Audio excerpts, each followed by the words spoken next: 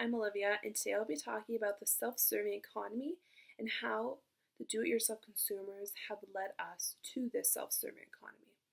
More specifically, though, I'll be looking at how the self-serving economy has caused more good than harm in today's evolving society through looking at the customers, businesses, and the economy itself. So I have three sources that I'll be looking at today. They're all articles, and they all go along with my topic of the self-serving economy, looking at consumers, businesses, and the economy. So the first one I'll be looking at is an article done by Daniel Castro, Robert Atkinson, and Stefan Ezell. And this article is called Embracing the Self-Serving Economy, and it just goes over the benefits of the self-serving technologies for consumers, businesses, and the economies. So, like I said, the article looks at three different aspects of the economy and the benefits of self-serving technology has.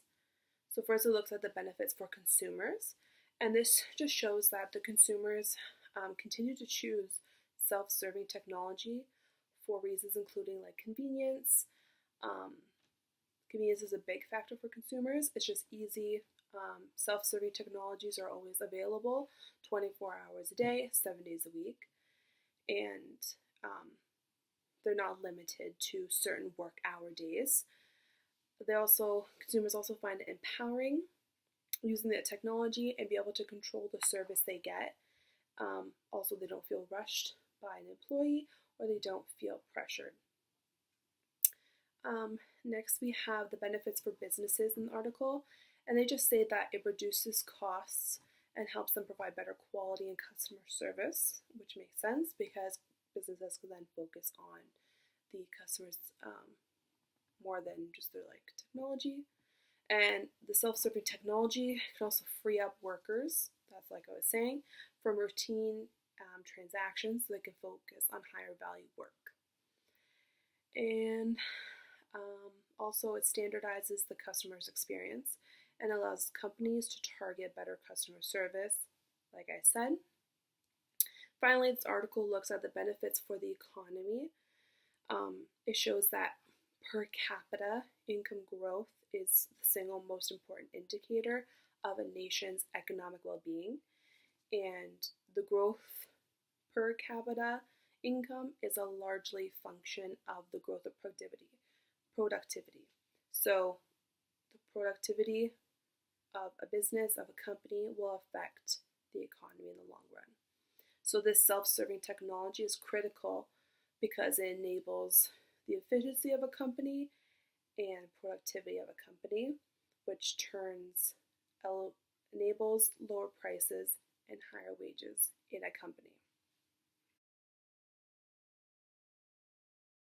So the next source I'm going to be talking about is called Rethinking the Motives of DIY Consumers by Colin C. Williams. And this just looks directly at the DIY consumers, the people that are doing DIY projects and those participating or using self-serving technologies. So this article looks at the DIY retail market and that specific sector that it belongs to and how it is growing in today's society. So it's becoming more popular. William also makes a very good point saying that the likelihood of participation of these DIYers depends on the income in a house. So as household income increases, the participation of a DIYer increases also. He also states, though, that individuals who are willing to do services themselves instead of calling a company to come do it, they are more likely to come from higher income households, whereas those who are in lower income households are more reluctant to do that themselves. And he finally states that there also is a division between the do-it-yourselfers that are economically determined to conduct these projects compared to those who find it more of a necessity than a choice to do these projects. So my last source that I will be looking at is a journal done by Bruce Kopp, Carla, Merrill, Keith McNamara, and Matt Volpi called Pervasive Retail Journaling. And basically, it's just a journal article, and it's looking at 3 specific things. So the first thing it looks at is the self-serving technologies in stores and how it is good for both consumers and retailers, the businesses. Secondly, they discuss the recession that happened in 2008 and how that recession really changed the economy and how retail technologies increased productivity and boosted the economy. And finally, they look at both businesses and their employees. So they look at how they can use self-serving technologies in both those areas. And the new power shoppers, so the consumers again we look at. So those are the 3 sources that I've chosen to show that there are many benefits to this self-serving economy and to doing DIY projects. There are also many benefits through doing it to the consumer and through businesses themselves.